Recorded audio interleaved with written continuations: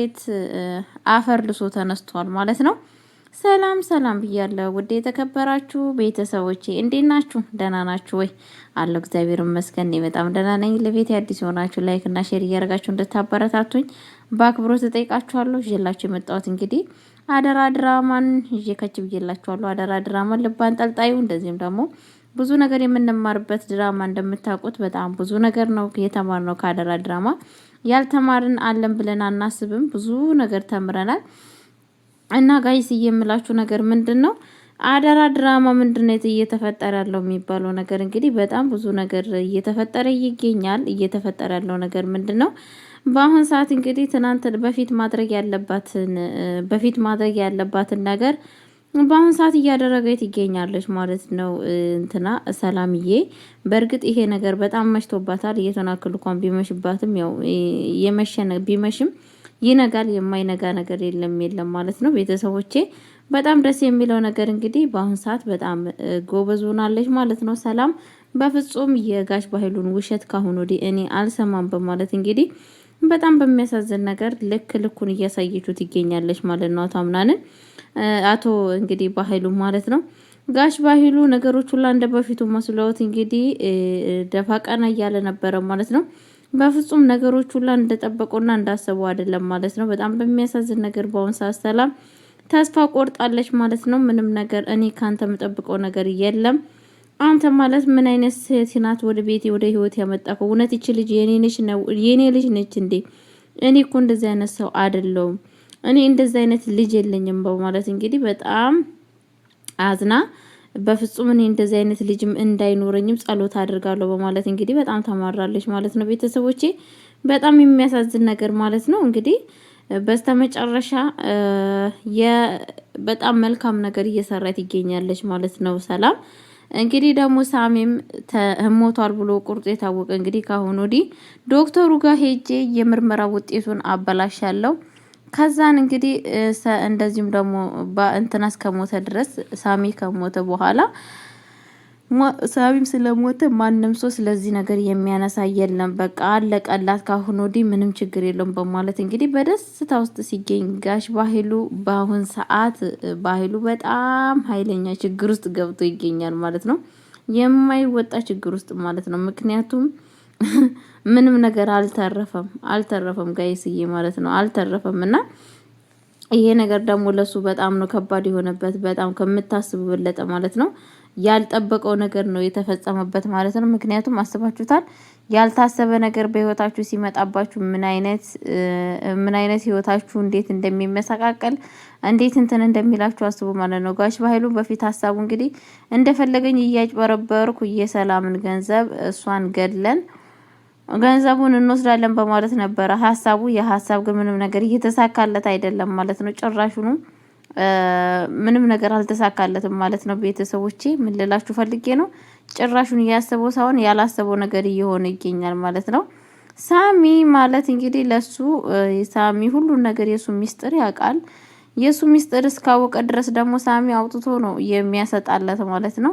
ይብን ምርመራ ውጤቱን ራሱ ጋሽ ባህሉ የፈለገውን አክል ቢያይዋሽ ውሸት ነው ቢል ምንድነው ብሎ ቢታገልም በፍጹም ያ ነገር ሊሆንለት አይችልም። የሚሆነው እንግዲህ ሳሚ ራሱ ይነግራታል። በእርግጠኝነት ነግራችሁ ማለት ነው። ጋሽ ባህሉ አሁን በግራና በቀኝ ተወጥሮ ይገኛል ማለት ነው። እንግዲህ ሲወጡ እንዳሞራ ሲወጡ እንደ ጦጣ ሲወርዱ ጉድ መጣ ነው ምንድነው የሚባለው ተረት አለ አይደለ? በአሁን ሰዓት ጋሽ ባህሉ የዛን አክር ስሜት እየተሰማው ይገኛል ማለት ነው። ቤተሰቦቼ ምክንያቱም ያደረገው ስራ በትንሽ የሚታለፍ ስራ አይደለም ማለት ነው። ፈጣሪ ማስተዋሉን ይስጠው። ጭካኔው ማለት ነው። ሰላም እንግዲህ በአሁን ሰዓት ቆረጥ ብላ ተነስታለች። በፍጹም እኔ አላቅሽም፣ እኔ እንዳንቺ አይነት ልጅ የለኝም፣ አንቺ ማለት በጣም ጋጦጥና ነፍስ ገዳይ ነች በማለት እንግዲህ ልኳን ነግሯት ትገኛለች ማለት ነው።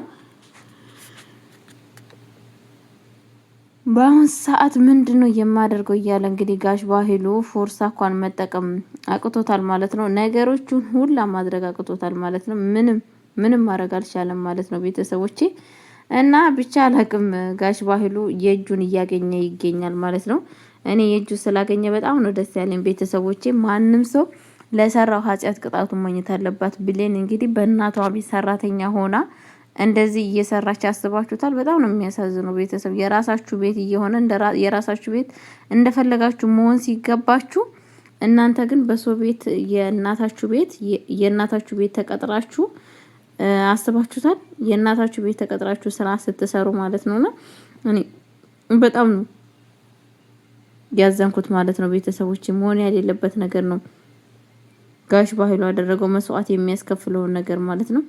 በእርግጥ ካሁን ወዲህ ምንም ነገር የሚያመጣው ነገር አለ ብዬ አላስብም። ልኩን አግኝቷል ጋሽ ባህሉ ማለት ነው። እንግዲህ አሁን ችግሩ ምንድነው? አሁን ደግሞ ከእንትናም ተጣልታለች ማለት ነው።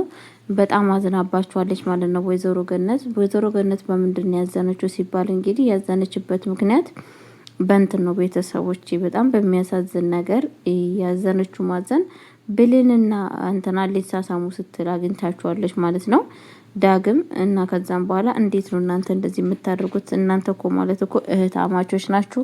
ለኔ ሁለታችሁም ልጆቼ ናችሁ። ህይወቴ እያለ እናንተ ሁለታችሁን አንድ ላይ ልድራችሁ አልችልም በማለት እንግዲህ ትናገራለች ማለት ነው። እሱ ደግሞ እንግዲህ ዳግም ምንድነው እንደዛ የምትዩ?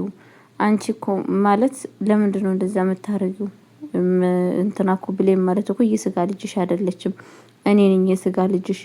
ወድረሽም ጣላሽም ወደፊት የልጆቼ አባት የልጆቼ እናትና ሚስቴ እንትና ነች ብሎ ይናገራል ማለት ነው። ብሌን ነች ሚስቴ። ስለዚህ ነገር ብታቂ በጣም ደስ ይለኛል በማለት እናቱ ሲነግራን ነበር። እናትየዋ እንግዲህ በጣም ነበር የተናደደችው ማለት ነው። በፍጹም እና ወደዳችሁም ጣላችሁም እኔ እናንተ ሁለታችሁን ልድራችሁ አልችልም እውነቱን ስነግራችሁ። ስለዛ ከአሁኑ ራሳችሁን ይሄን ነገር እንድታቆሙ ይሻላችኋል ብላ ስታስጠነቅቃቸው ነበረ ማለት ነው። እሱም እንግዲህ በፍጹም ይሄ ነገር ሊሆን አይችልም እማዬ፣ እኔ በጣም ብሌንን በጣም የምወዳት በጣም የማፈቅራት እያለ ጭራሹን ፍቅሩን ሲገልጽላት ነበረ ማለት ነው። ብሌን ግን በጣም ነው የተናደደችው። ለምንድን ነው እንደዛ የምትለው? እሷ የምትልክን ነገር ለጊዜው እሺ ማለት መቀበል አለብህ እንጂ እንዴት ነው በአሁን ሰዓት እሷ የምትለውን ነገር እምቢ ብለክ የምትለው? ለምንድን ነው ይሄን አይነት መልስ የምትመልስላት? እሺ ችግር የለውም ብለክ አታጽናናትም እንዴ? ለምንድን ነው ይሄን መልስ የምትመልስላት? በማለት እንግዲህ በጣም ተናዳለች ማለት ነው። እሱ ግን በፍጹም እኔ እውነትን ውሸት ነው የምለው። እውነቱ ስናገር እኔ ብሌንን በጣም እስከምወዳት ድረስ መቼም አልተዋትም እናቴ። ይሄንን ነገር ደግሞ እንድታቂ ይፈልጋለሁ በማለት እንግዲህ ማስጠንቀቂያ ሰጥቷታል ማለት ነው። እናትየው በዚህ አጋጣሚ እንግዲህ በጣም ነው የተናደደችው። እንዴት አንተ ልጅ የሆነክ እንደዚህ ትለኛለክ? አንተ እኮ ልጅ ነክ፣ ለምንድን ነው እንደዚህ የምትለኝ? ምን ስለሆነ ነው? በማለት እሷን በጣም ነው የተናደደችበት ማለት ነው። እንግዲህ እናቴ እኔ ምንም ማድረግ አልችልም። አንቺም እናቴ ብትሆኚ ብሌንም በጣም የምወዳት ፍቅረኛዬና ሚስቴ ነች። ስለዛን እኔ በቃ ብሌን በጣም ስለምወዳት በፍጹም ወኝም ነገርሽ ነገር እኔ ብሌንን አልተዋትም እውነቱን ስነግርሽ በማለት እንግዲህ ማስጠንቀቂያ ሰጥቷታል ማለት ነው። እናትየዋ አልቅሳለች ማለት ነው። ብሌን ደግሞ በፍጹም ለምንድን ነው እማዬ እንደዚህ የምትናገረው? እውነቱ ስንነጋገር ይሄንን ነገር እውነት መቆም አለብን በቃ። ምክንያቱም ማድረግ የሌለብን ነገር ነው እያደረግን ያለ ነው። ለምን ቢባል በቃ ስልክ እኔ እናንተ እህትና ማቾች ነን። አንተም እኔን መርሳት አለበት፣ እኔም አንተም መርሳት አለብኝ በማለት እንግዲህ እሷም ትነግረዋለች ማለት ነው። በፍጹም አንቺ ልትረሲኝ ትችያለሽ፣ እኔ ደግሞ ልረስሽ አልችልም። ያንን እንደዚህ ህይወት አሳልፈን እንዴት ነው የምረሳሽ? መርሳት ማለት ላንቺ ቀላል ነው ወይ? በማለት እንግዲህ ዳግም እንደውም የበለጠ በምሌል ላይ ተናዶባታል ማለት ነው። እንዴት ይሄንን ሀሳብ አሰብሹ? በምንድን ነው ይሄንን ያሰብሹ ብሎ በጣም ነበር የተናደደባት ማለት ነው። እሷም እንግዲህ እሺ ካሁን ወዲህ እንግዲህ ብላ ጥላው ስትሄድ እንግዲህ እሱም እርሳት ካሁን ወዲህ ብሌን የምትባል ሴትዮ በህይወት የለችም እያለ እየሄደ ነበረ ማለት ነው። እንደዛ ሲሄድ እንግዲህ ዳግም ወዴት እንደሚሄድም ባላቅም እየሄደ እያለ እንግዲህ ያቺው ቃል ተብዬዋ ቃቁም ባያለች ወደ እሱ ስትመጣ ነበረ ማለት ነው።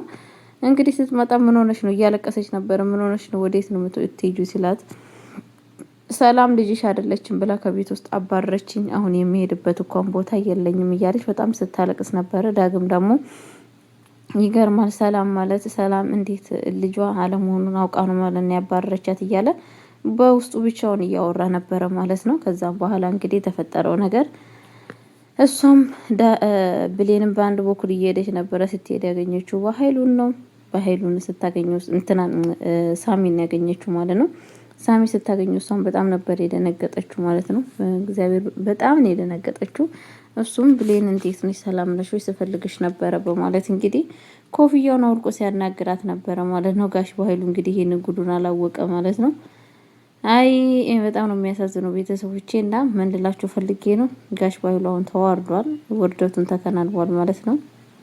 ያው የማያደርገው የማይችለው ነገር ውስጥ ገብቷል ማለት ነው ቤተሰቦቼ። ለማንኛውም ቤተሰብ ለቤት አዲስ ሆናችሁ ላይክ እና ሼር እያደረጋችሁ እንድታበረታቱኝ በክብር ጠይቃችኋለሁ። ወዳችኋለሁ፣ አከብራችኋለሁ።